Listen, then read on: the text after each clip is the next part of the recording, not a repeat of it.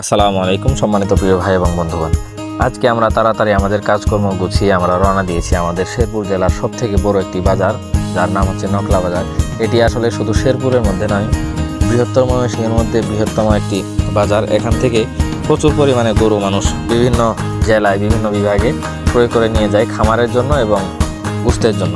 তো আমরাও আমাদের সেই হাটে চলে এসেছি, আমাদের একটি গরু ক্রয় করতে হবে।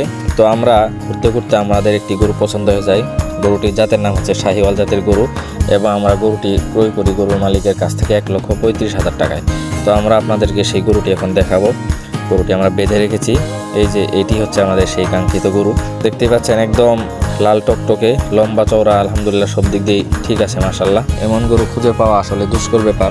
যে কোনো জিনিস আসলে ক্রয় করার সময় যদি ভালো মতো দেখে না কিনা যায়, যেমন আমরা কুরবানির জন্য যদি ক্রয় করি তাহলে তার ভিতরে কোনো খুঁত আছে কিনা, কালারটা সুন্দর আছে কিনা, তার শরীর স্বাস্থ্য এখন কেমন, সব কিছু দেখে একদম পুঙ্খানুপুঙ্খ ভালোভাবে দেখে গরু ক্রয় করতে হয়। তো আমরা সেজন্য যে কোনো হাটে গেলে অভিজ্ঞ লোকদের সাথে নিয়ে যাই।